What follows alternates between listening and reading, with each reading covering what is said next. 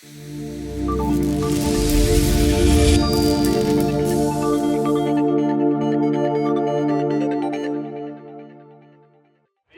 to get in there.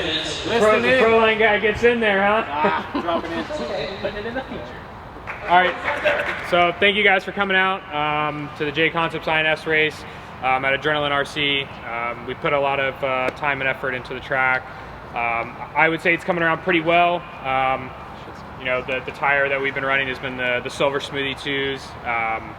Has been working extremely well. Obviously, you know, track being green yesterday, a little bit this morning, that it kind of took a little bit to come in, but I think overall, I think the grip is better than last year at this point, so it can only get higher. The tire program is much simpler. You know, you just kind of glue the smoothies, you run them. Thank you to Jason Rona. Big round of applause for Jason for bringing this series here and everything that he does for RC.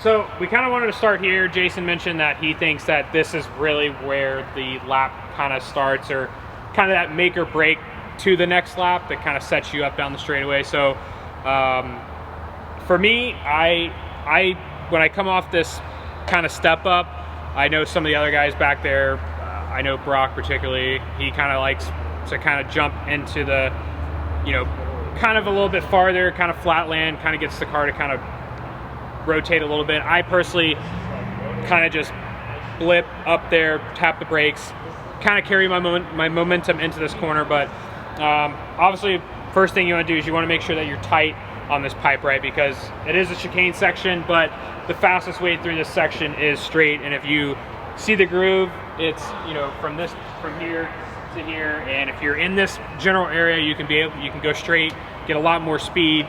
The car is not turning as much, so you know you're kind of going in a straighter direction. It's much more predictable. So you definitely want to make sure you're tight on that pipe. You'll definitely clear this, but you know, if you take a good look, you can definitely see the groove, which most of you guys, I'm sure, you know, kind of already figured out that straight in here is definitely the fastest line, right? So yeah, and I think, I mean, for me, this starts everything. That's why I think that you want to start here, because to me, when you're driving through here, this is where to me the car feels the best too. Like, it has the most grip here. Coming on the straightaway, it feels like it has the most grip, and everything you're setting up for the big jump here. So, and like Lee was going to talk about is this, we're on dirt. You know, one thing that was, you know, kind of stood out to me when I started driving was, oh, we're back on dirt. Not every part of the jump is exactly perfect.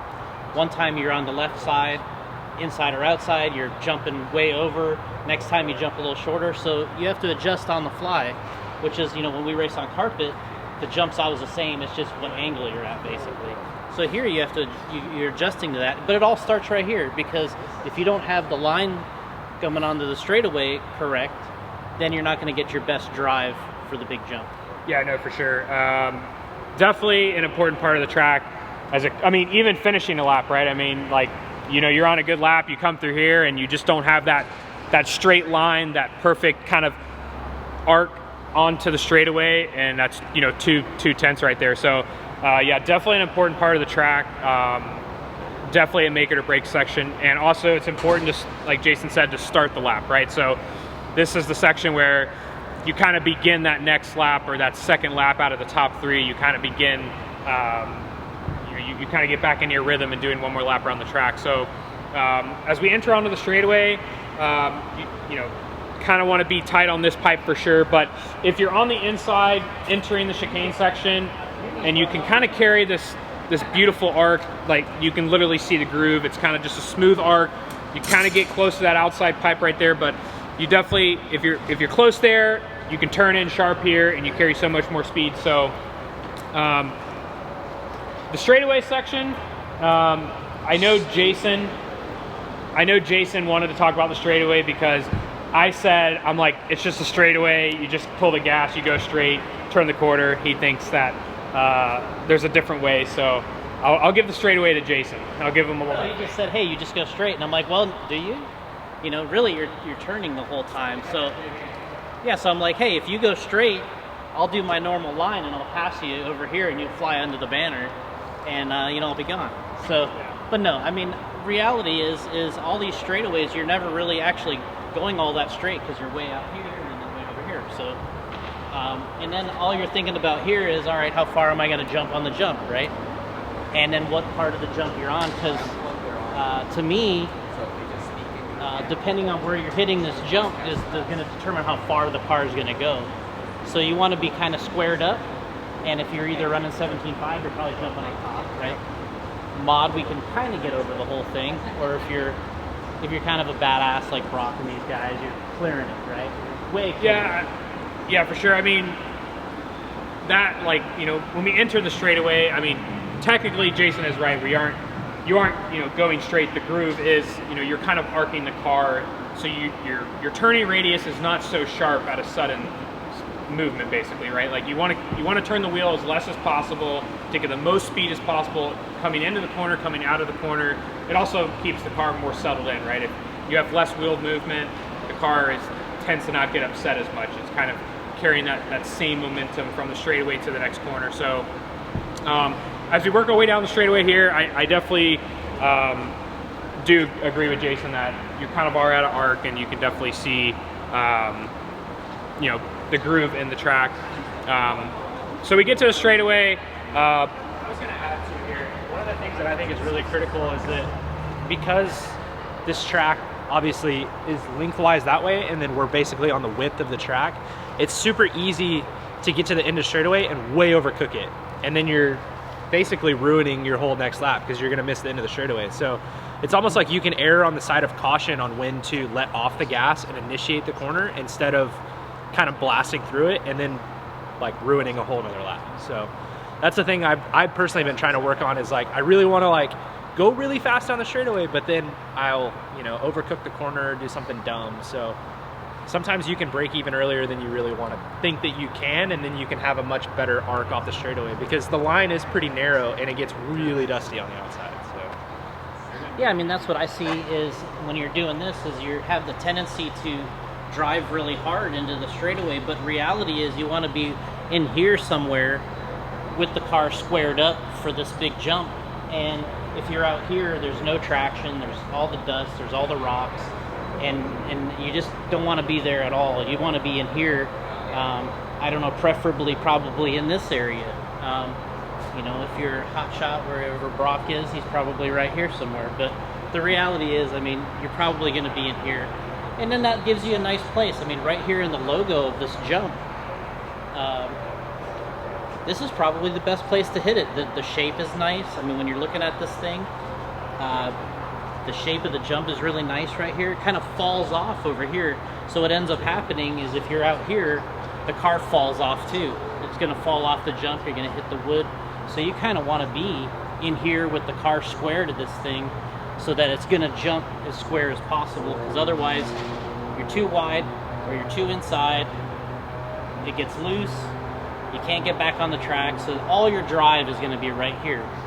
Yeah, for sure. I mean, and speaking on the drive part, I mean, you can see that the edges of the jump, there's no tread marks. There's no where you can see the chassis has been scraping, or you can see the groove. The groove is literally like right here at the AR logo. That's it right there. So that also tells you that is the preferred line. That's the line that all the cars take. And kind of going back to what Jay said about drive, that's going to give you the most pop, the most drive. You're going to have the most stability going up there where the car won't kind of break loose, you know, before you take off. I mean, we've all done it. Like the car, you know, breaks loose as you're going up the jump, and then the thing, like, you know, does a cartwheel, and, you know, you got to try and save it in the air.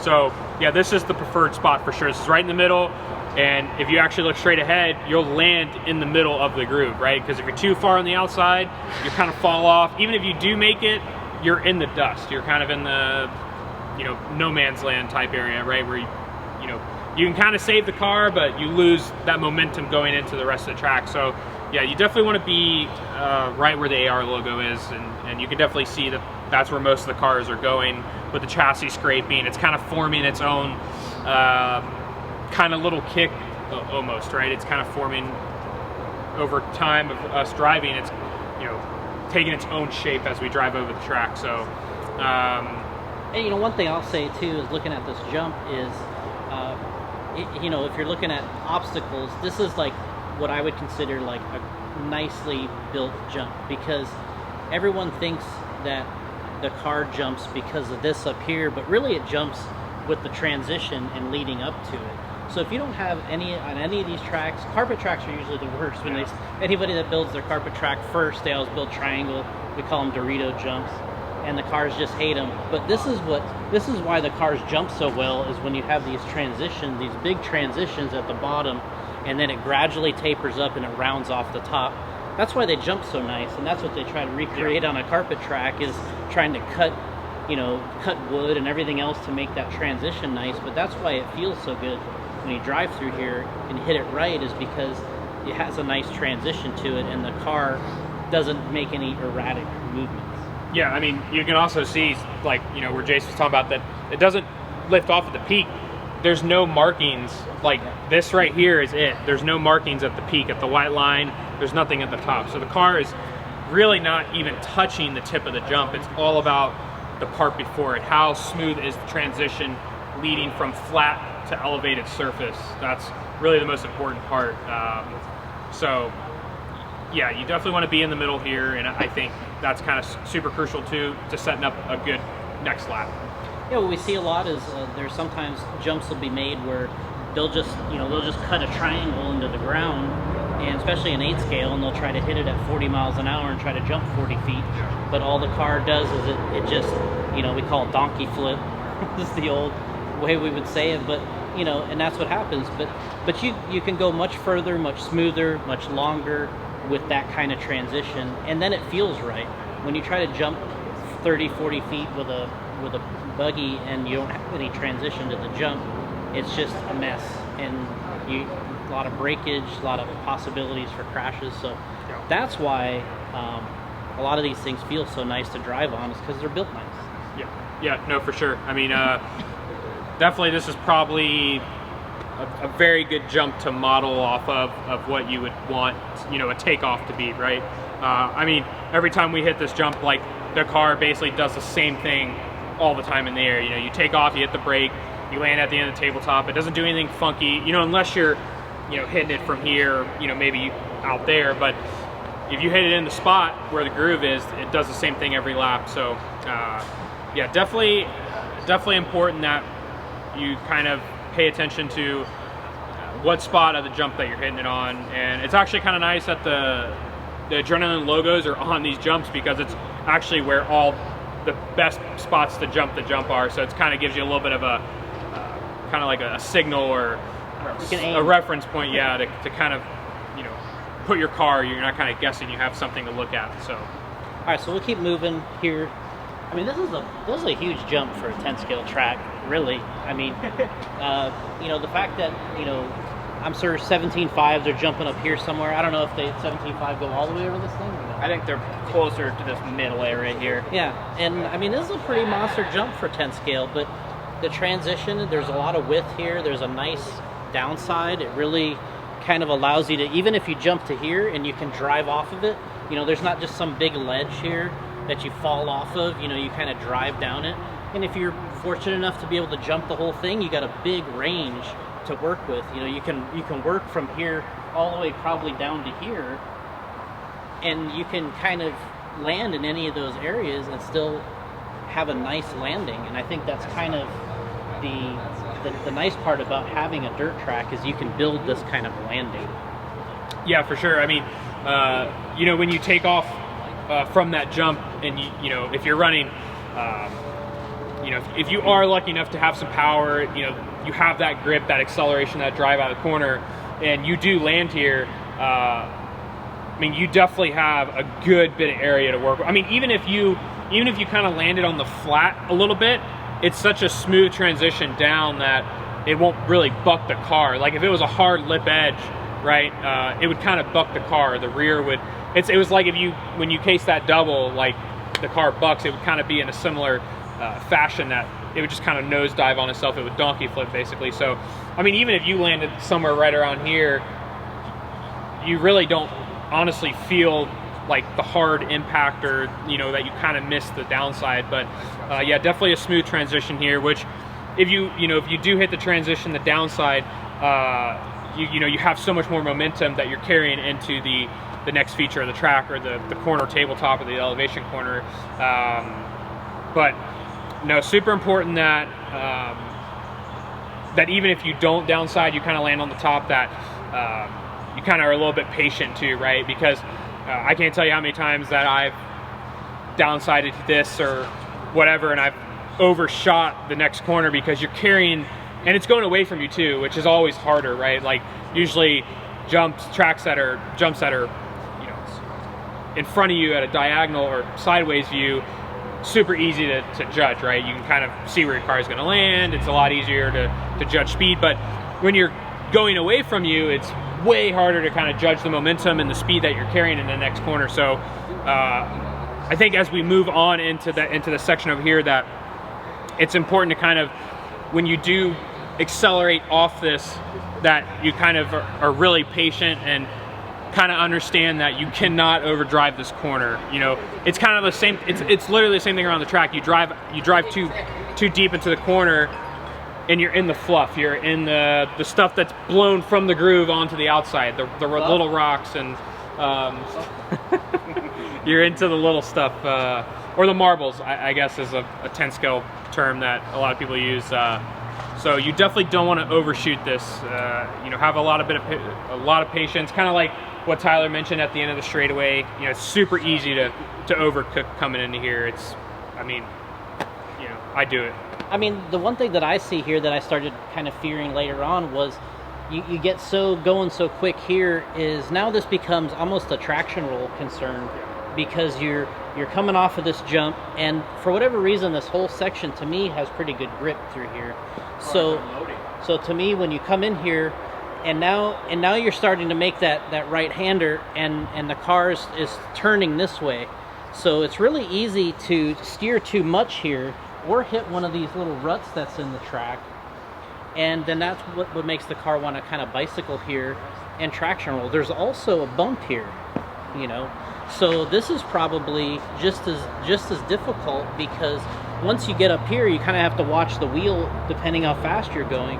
Especially in mod, we jump the whole tabletop. You're coming up here, the car's going fast. It wants to kind of get on the left side, but then you have a bump here, which I can see the four-wheel drive guys were kind of watching this a little bit, because they're going even faster here, and then they can kind of see this line that they're working with, but you can feel this bump right here. Yeah, no, I mean, including to that bump on the very inside, there is it kind of tapers off, like it's flat here, and then there's kind of like a little bit of a bumpy tapered off into the very inside, right where his 2 feet are. That's super important as well. I think if you can kind of go outside and kind of drive right in this line right here and then arc it, I think it's way smoother, because I've driven on that inside line and it kind of upsets the car, where you kind of almost can't keep that momentum going down. Like you're kind of holding on, like, oh wow, like it's kind of getting jittery, or it's kind of, the car's a little bit nervous. So I definitely think not staying super tight here, but a little bit on the outside, because if you drive on the inside, you do feel it. It's kind of like a little bit of a rough section. But this bump too, right? I mean, as the traction gets higher, as we race to the weekend, I guarantee you that we're going to be, especially in full wheel, this is going to be a spot where you hit it, the car gets a little light, and then it just flies over on its lid, and you either hit the wall or fly off the track. I mean, and this is every track too. Like, it's not kind of a one-track thing. I mean, all the 10-scale tracks, there's always something, or the grip gets so high that the little imperfections in the track really matter. When you're racing on slicks, it's super edgy. You have all this grip, and you're almost a little bit on the nervous side. But yeah, you'll kind of see when the grip really comes up that this type of stuff that you probably didn't notice, or no one really noticed as the track was looser, this will start to play a factor in how your car feels, or how you go through this section, and it could cost you a mistake. So all right, so at this point I'm already thinking about this double. Yeah. I'm right here. I'm already going, oh, here we go again. So are we going to jump the double? Are we going to roll the double? And and I think it's, to me, I feel like this is smooth to drive through, and then the next turn over here is really nice. But you're really kind of thinking about what you're going to do, to me, on the double over here. And, you know, I tried rolling it, you tried jumping it. As the traction comes up, it makes you get excited over here because you're like, wow, I got a lot of traction, I'm going to jump this thing. But then you really got to land it. That's the whole problem. Like we were talking about Cole earlier. I was like, well, if this was just straight, you could jump this thing every time. But you really got to land it and go the other direction. So the difficult part to me is what's going to happen over there. You know, to me, here, track's pretty smooth. Car has pretty good grip. And, you know, it's really the biggest thing here is just getting too close to this pipe, because this stuff just sucks you right in. So, and when you're so far away from the driver's stand at this point, you really need to give it a little space, because you touch one of those little parts of this thing and the car just turns right into it. So to me, when you're driving with this kind of pipe, you really have to give it a little bit of space that far away, because it takes forever to get marshaled. So you gotta really watch this stuff and give it a little space, and then think about your double. Yeah, for sure. You definitely don't want to be tight on here. You know, one of the other points too is you can see that the groove of the track is outside a little bit, right? And part of that is that you are so far away from the section of the track that it looks like you're right on the pipe. You're like, holy cow, I can't go any closer. But in reality, you're mid part of this. Like, you still have a whole, you know, bunch of room left to go on the inside. But that's not the fastest way around the line or around the track, because if you coming on the outside here kind of allows you to carry so much more natural speed, momentum into the switchback here section. You don't have to brake, you know, jab brake the car, get it the brake loose to, you know, kind of rotate tighter on the 180. You can kind of let off a little bit, let the car do its thing coming into the switchback here. And like Jason said, I think the switchback actually in the beginning was probably one of the loosest parts of the track. I think now that it's kind of actually got a really nice groove, and I actually think this part probably has some of the most traction on the track, and it feels nice, right? It's smooth. I think you kind of carry your momentum from this elevation here, and it just feels nice. But at this point, we are definitely thinking about the double. Like, when we're in the switchback, the double is on your mind. So I absolutely suck at the double, so we're going to give it to the guy that can actually do the jump every single time. Actually, Dustin too, because Dustin's the one that freaking told me how to do this double. But yeah. Yeah, you know, talking to everybody here, you know, and watching. I watched the 4-wheel-drive race, and you know, there's a trick to this thing. But here, you know, this, like we talked about, this part of the track is amazing here, nice and smooth.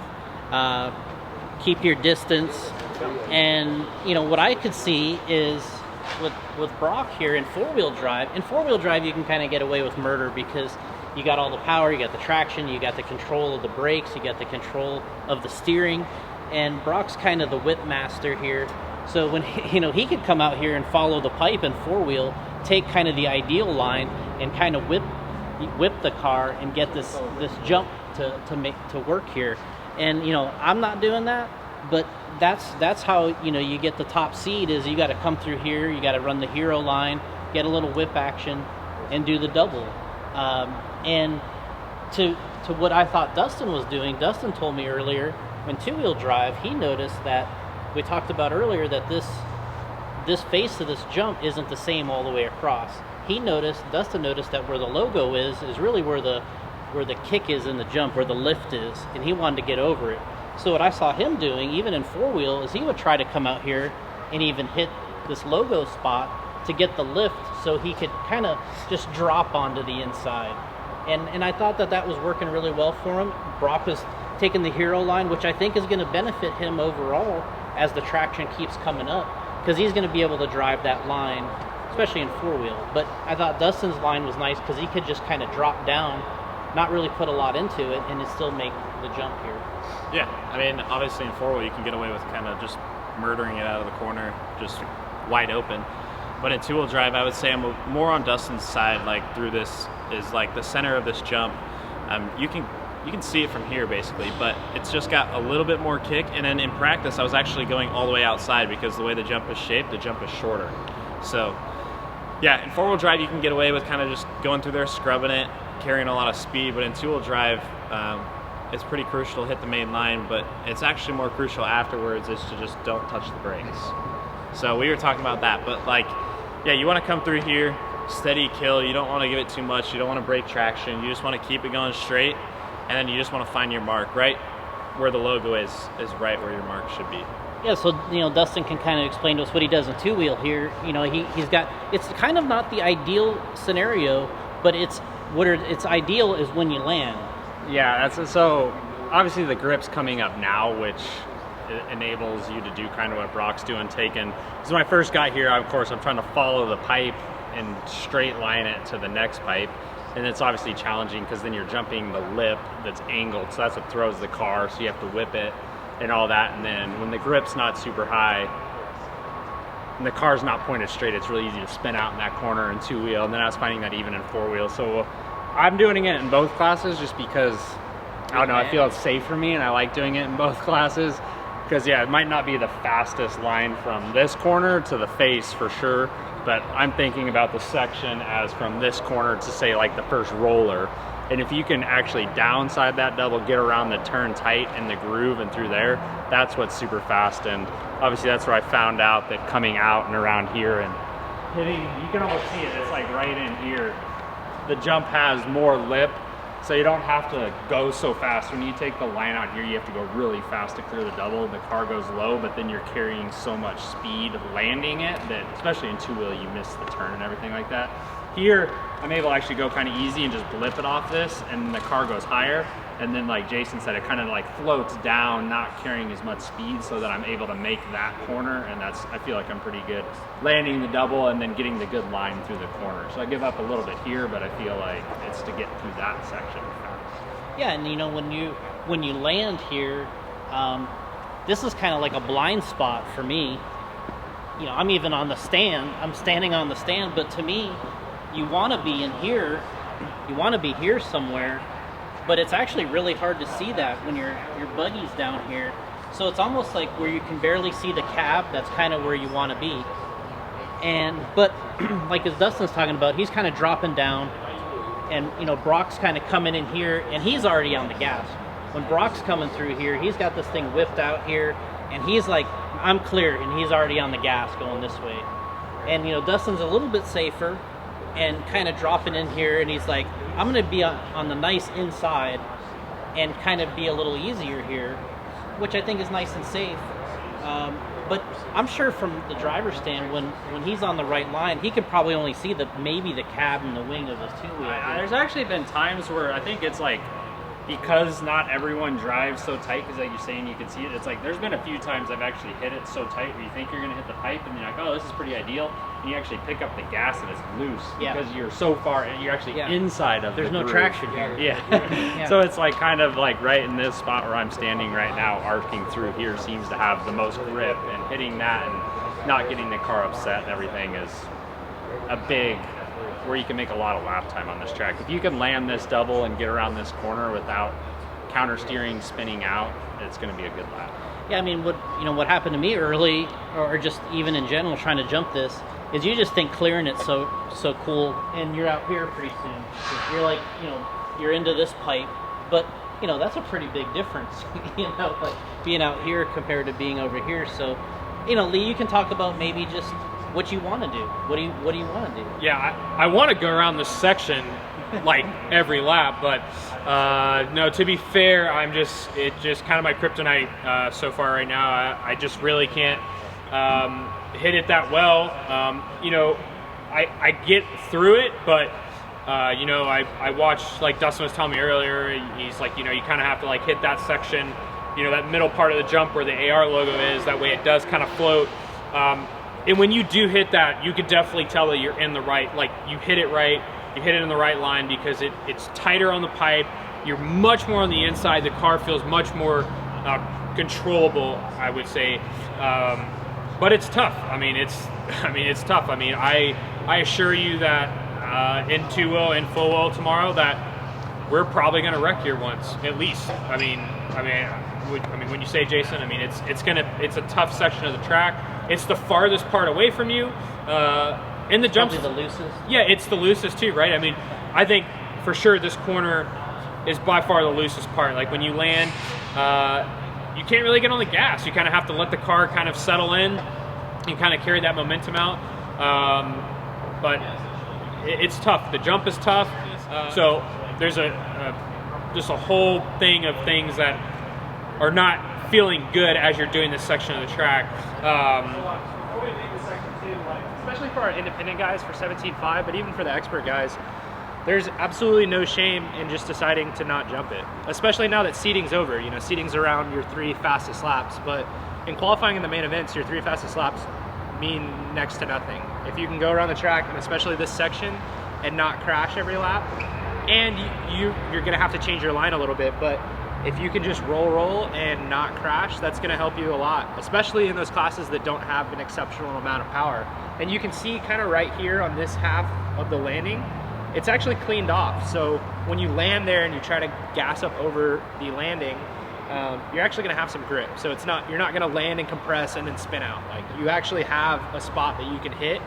And then what you can do from there too is, you know, it is going to be hard to see because you're the furthest away from the driver's stand, but the closer you can stay to the pipe, or you can stay closer to the pipe because you're not carrying all that extra momentum. And then you can kind of stay tight all the way around the corner, and that's your alternative if you're like, hey, look, I don't want to crash here 3 times in a run or 4 times in a run or whatever. Like, I want to do the safe thing. I want to make it every lap. And you can kind of just commit to it, and that'll just be your thing. And there's, honestly, especially for those classes, there's no shame in that. Like, these dudes have all the power in the world, but there's a lot of us out there that don't have all that power. So you can get yourself into a lot of trouble with that, but you can also get yourself out of a lot of trouble. And without that, you don't really have that option. So these guys, obviously, they were kind of talking about it in the background. They know how to single because at some point you are going to screw it up coming out of that corner. You're going to hit a pipe, or somebody's going to be where you don't want them to be.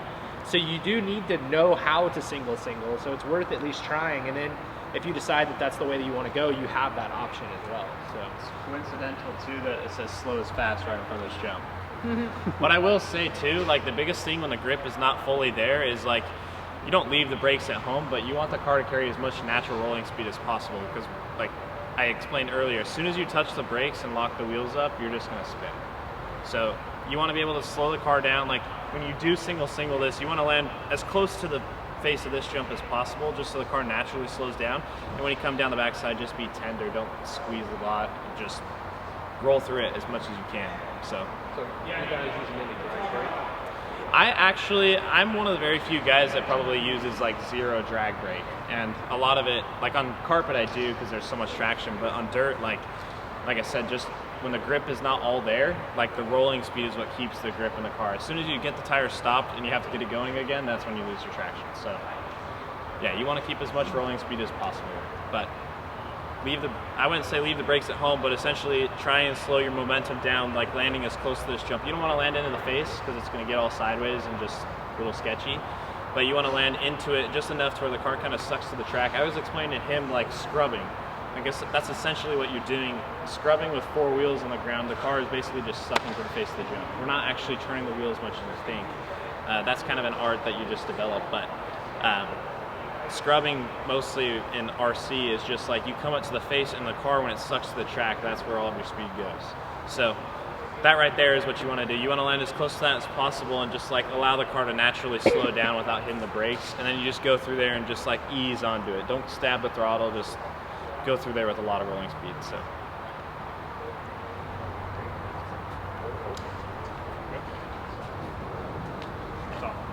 Yeah, so for me, once I get through here and clear this, I feel kind of home free because you kind of lose your car over here a little bit.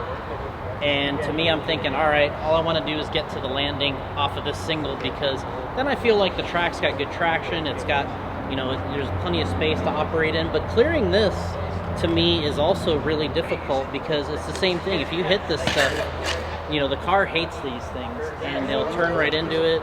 They'll get caught underneath it. So it's like you really want to stay away from this part, because now you're getting on the gas too, so you're going faster here. And so you want to keep a little bit of distance, but you still want to get your angle right here. And we'll talk to Brock about that when we get over here. But you want to get that angle right for that part. So you do want to be as close as you can here, but you don't want to get caught on this thing. Yeah, I mean, I agree. I mean, the corrugated pipe is definitely not your friend. You kind of want to keep a good distance between, the wheels and your tires on the corrugated pipe, right? Because all it takes is for you to hit one of the corrugated, kind of ripples or whatever, and you kind of feel the car, like you hear that noise, and you kind of feel it like start to kind of suck into the pipe, and then before you know it, we've all done it. The front of the car gets jammed in, and you're like this way, and it happened in like 1.5 seconds. So you definitely want to leave a little bit of room coming through here. Definitely, I definitely prefer kind of somewhere being, kind of right around here. I don't like being too far on the inside of the pipe, right? You can kind of see that all the little rocks and the marbles on the track are kind of blown to each end of the pipe, but my preferred line is kind of somewhere right here. I don't know if Brock has anything to mention on that. I will add, so in four-wheel drive, like the first 3 minutes of my run, I was telling these guys when I went back to the pits was like, I really struggled just getting the entry into this right. So you can't really see it, but you can feel it when you walk over there. There is a high spot, and if you bleed out too wide over this, it sends you further out on the face of this jump. And then not all faces of jumps are even, like we explained earlier. And so the way that this is curved, it literally sends you towards the pipe. So what I was struggling with was I would come in just way too fast, squeeze the trigger way too quick, and then I'd bleed off this bump, bleed off the face, and then my entry to the next corner, I was just facing straight towards the pipe. Rather than staying a little bit calmer coming out of the corner, pulling trigger, and then just coming through there straighter.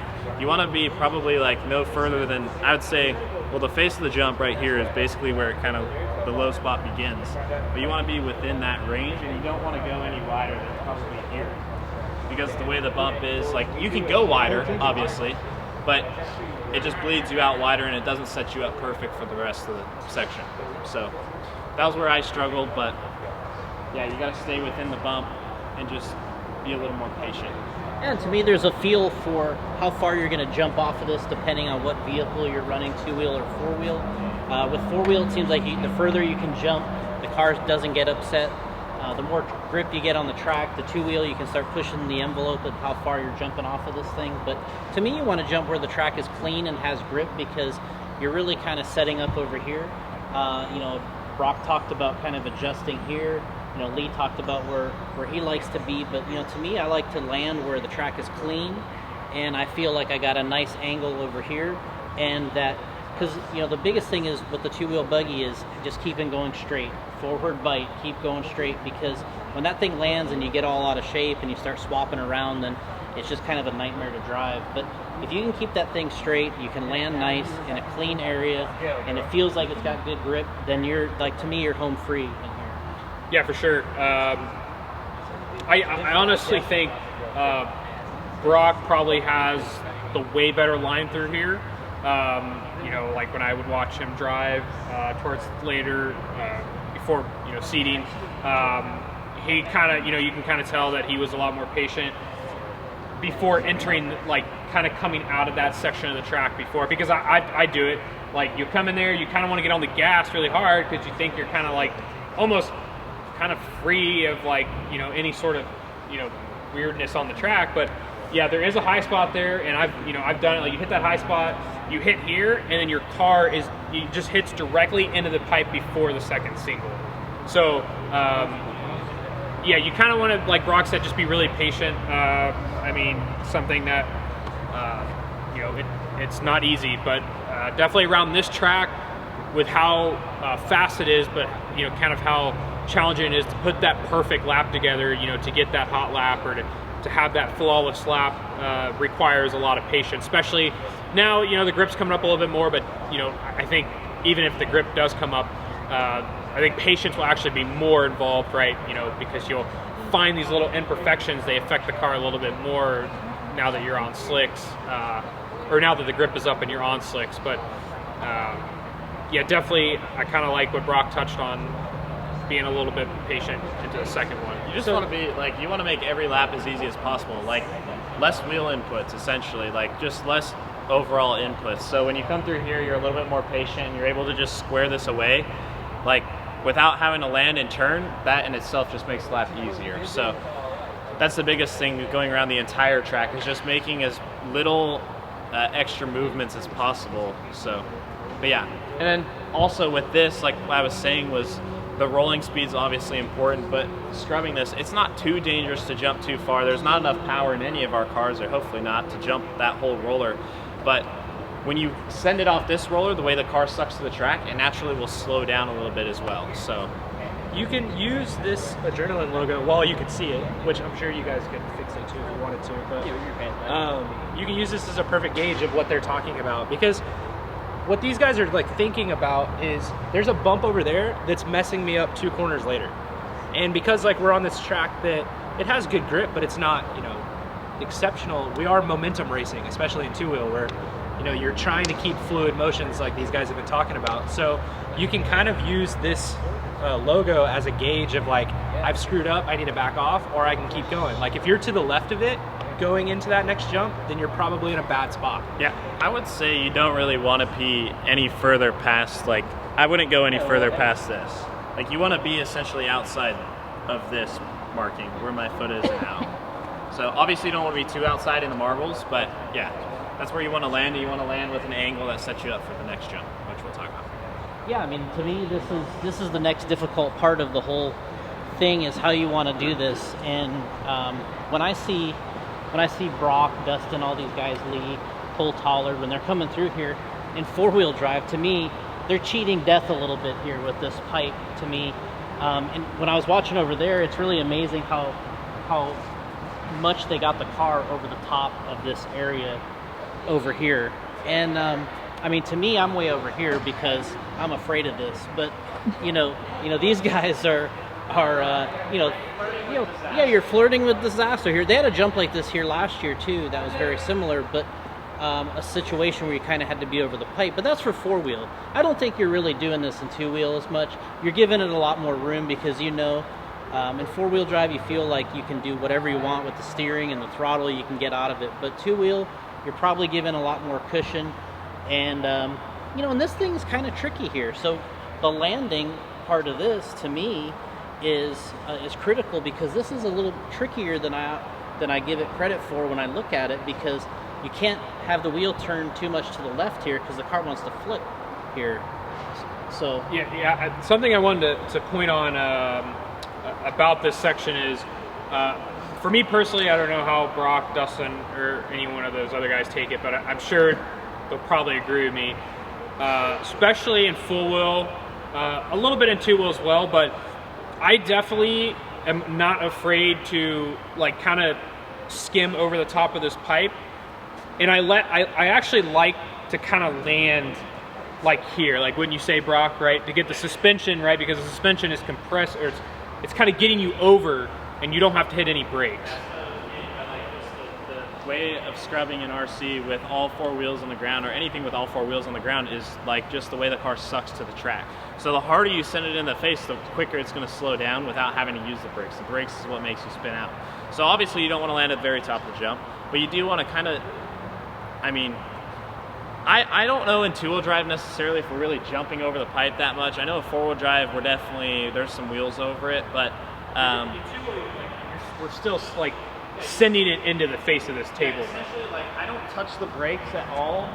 I would say probably from here until, I mean, I don't even probably use the brakes on the downside of that jump. I'm just allowing the car to kind of suck into the jump, put it where it needs to be, and just let the car just roll and do its thing. So yeah, I would say I don't touch the brakes anywhere from probably over here till after that jump. But this through here, I'm just allowing the car to scrub to the track, get in the face of the jump, and just let it work, do its own thing. So you're jumping into the transition. That's the happy spot, is you jump into the transition, and then the car gets light. And the part where I'm talking about is if you're turned too much to the left, the car wants to flip over. But if you're doing this right, you're jumping into the transition kind of, and then you get that nice float over the top where you can turn into this. And like Brock said, he's not hitting the brakes. The car just will naturally turn pretty nice here when you're coming down the downside. But he's probably adding a little fancy driving to it here too, to kind of get it to do what he wants. But ultimately, this is a nice floating section when you do it right. Yeah, for sure. I mean, it definitely feels nice when you hit it, and like what we just touched on. It feels really good when you kind of send it perfectly on the inside. You kind of land right at about the transition, and it floats right over. Right, you kind of get that nice pop over. Nothing too crazy. You're not jumping the crap out of this thing, and you land perfectly. Right, you land right at kind of where you want to land, right at before the apex of the corner. I definitely agree with Brock. I'm definitely not hitting the brakes through here at all, right? If you do it right, the car kind of naturally, you keep that momentum going in, you keep the momentum coming out, and it definitely feels nice. And you kind of know, for me, I say this a lot, but for me, you kind of know when you do the section of the track right, because it just feels correct. Like, it feels like the car and everything was working properly, and you hit the jump in the right spot at the exact moment. It feels like it was kind of meant to be almost. It sounds corny, but too is with this section, you can see it from here, but there's a high spot, basically like right in front of Jason's foot. So when I was struggling over here, what was happening was I was bleeding out wide. I was landing over here, and then because of that, I wasn't able to straight line this corner, right? And so I was having to essentially slow down myself, use the brakes myself, and then when I was coming up this, I was landing wide, and I'd push out on the bump. So that's where, like, when we we stress it a ton, was just like basically just connecting the dots. If you rush one thing, and then Tyler explained, is like, we're worried about 2 corners later, which is that corner. So essentially that's why you're being patient at the start can gain you time in the long run throughout the course of a section. So, but yeah,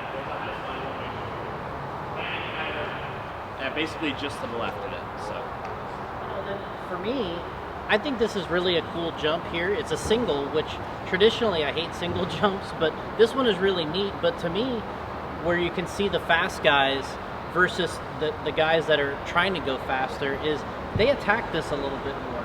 They got a little bit of, they'll add a little whip on the car to come off of this thing a little lower, and they start pushing the envelope on how far they're going to jump off of this. To me, I'm scared of this thing, so I try to jump onto the downside so I can turn into the chicane nice, because we talked about that being the entrance to your lap or the beginning to your lap. But to me, you can also see where the track has the grip to it. There's like a look to the track where it has more traction versus another. So to me, when I'm over here, I'm thinking, I really like this section, but I don't want to jump too far, the car flat land, and then it wants to spin out. This is a 2-wheel drive. And the guys that are a little more aggressive, they want to get a little more English on the car and set up for that corner, but you don't want to push it too far, because you can feel that it's going to be loose too. Yeah, for sure. You definitely can come up through here. You kind of push a little too hard, especially in 2-wheel. You can definitely feel like the rear end kind of get light or kind of give out almost going into the chicane. And then, that's where we started, right? So that destroys the whole end of the lap. That kind of destroys kind of starting the next lap. You kind of lose that, you lost that last lap momentum going into the second lap or your third lap, or you're leading the qualifier. You kind of lose that momentum if you kind of break a little bit of traction, or you can kind of feel the car get a little bit light. Like Jason said, obviously some people, like, they look at this and they just kind of like roll over it. I would say we're definitely attacking a little bit harder. I think Brock attacks it the hardest. I kind of land like right where Jason is, but that probably explains why I seated third and not first. But yeah, like, I kind of land, right here, and I don't know, obviously I'm in the same race as Brock, but there's been times where I kind of watch him, and he's almost like right almost where Dustin's foot was, or a little bit before, where you kind of shoot the car over and you kind of get it to kind of unsettle itself where it will kind of rotate. But you can almost cut the turn out if you do it right. If you land on that outside tire, the car pivots really quick, and you basically do the turn in the air almost. Yeah, pretty much. Yeah, you can definitely kind of cut. You can cut a lot of like turning movement motion if you do it right. It kind of, the rear end lands and it kind of already rotates, and you're already you're already straight. So you just pull the gas. But for me, I kind of, I land a little bit here. I'm pretty aggressive. It's not like I'm not afraid of it.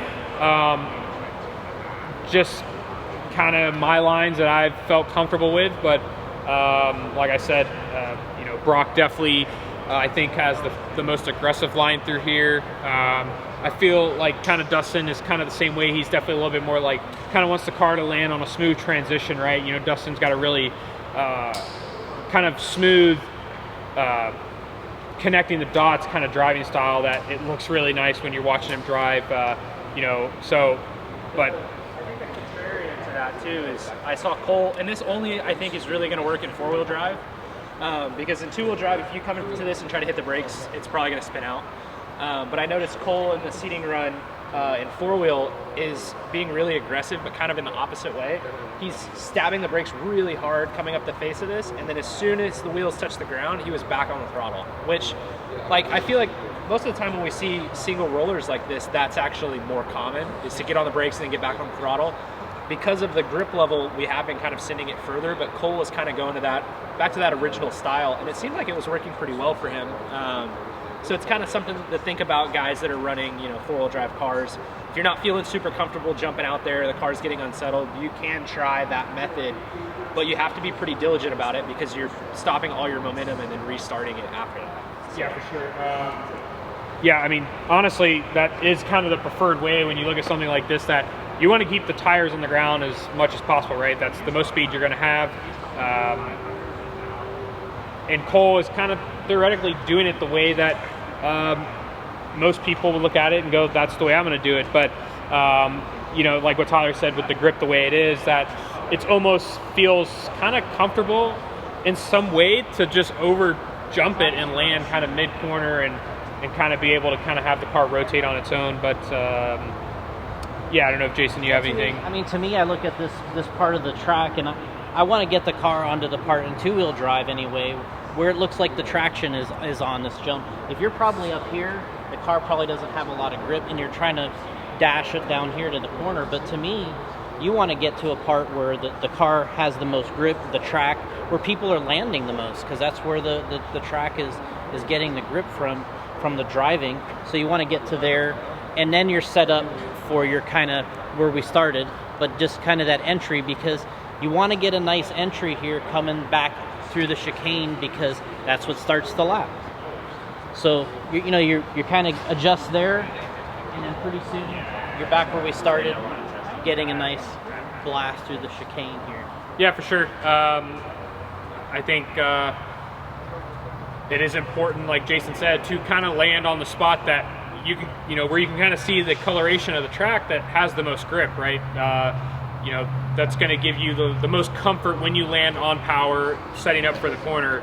But there's honestly, to this point on the jump, like there's so many ways to kind of attack it, and honestly, whatever makes you kind of the most comfortable that you can go the fastest on, right? Like if you're trying to overshoot this and drive like Brock Champlin, and you keep hitting the pipe, it's obviously not working, right? So maybe you need to not seat first and drive like me and seat third, and just go a little bit safer and kind of land a little bit on the downslope side of it. But yeah, I think there's many ways to do it, but I definitely think landing kind of on the grip side of the jump, where you kind of see where the color lightens out, like Jason said, is super important. So that's pretty much it. I mean, we did the full lap here. Thanks to Lee and Jacob for building this track here at Adrenaline. Thanks for coming out. I guess we're gonna do some practice. 12 minutes of practice. So as soon as we're done, thanks for joining us, and hopefully we can do this again soon. Thanks, Lee. Yep.